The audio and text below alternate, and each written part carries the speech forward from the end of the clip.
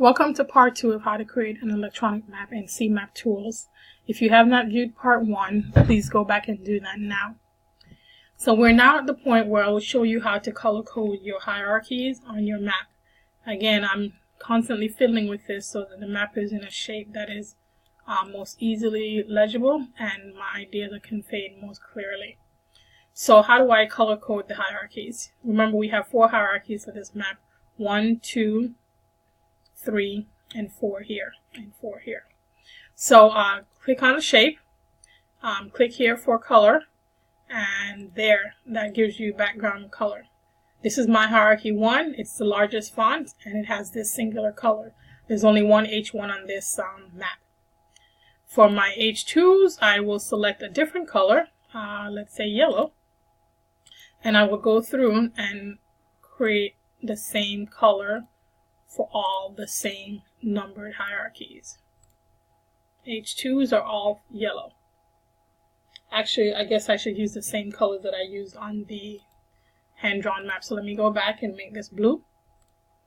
I can go in here and make this font white. When I have a darker color, I want to make the font legible, so I change the color.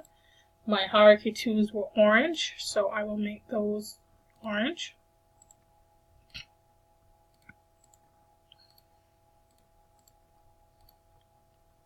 My hierarchy 3s were black, and I think I'm going to have to change the font here as well so that I can see it. So I'll change it to white. So I'll change the font to white and the background to black. Font to white, background to black.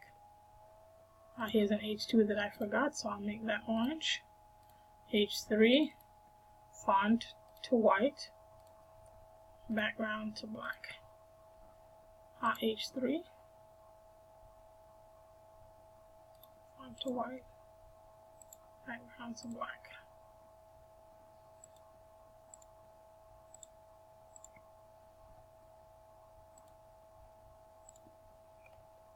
Okay. And then my H4s were purple, so I'll make those purple as well.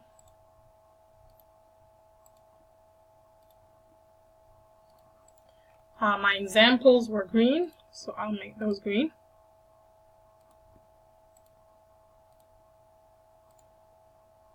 Wrong green.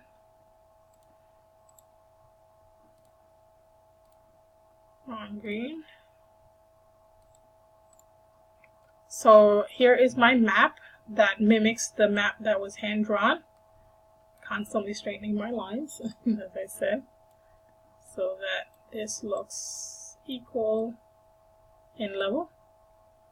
My 3s are here and my 4s. So now it's time to export my map so I can put it into the Word template. I will go here to my left menu and say, first I want to check to make sure all my map components are saved. So here it says all changes saved. This is important because then you'll come back and access your map 1 later in the semester to make changes from map 2. So you don't have to recreate the wheel entirely. You want to make sure you save your CMap. That again is the importance of logging in, so that when you log in again, all the maps that you've created will be here waiting for you. So if I want to take this to Word, I want to go to Export to JPEG, which makes it a picture. I'll get a menu bar down here where I do Save As, and I will save it, let's say, to my desktop at this point. So this is my practice CMap apples darling. So save it in a place and with a file name that you can find later, and that will save it. Now I will quickly show you how to export it to Word. This is Word, and what I want to do is go to the Word template that has my title page, parking lot, and the 3rd page for my map. I will do Insert, which is on the top tab of my Word. Insert, Picture, go to my desktop, grab that map, double click, and that will go into my Word document. Voila. The page layout for the document is landscape.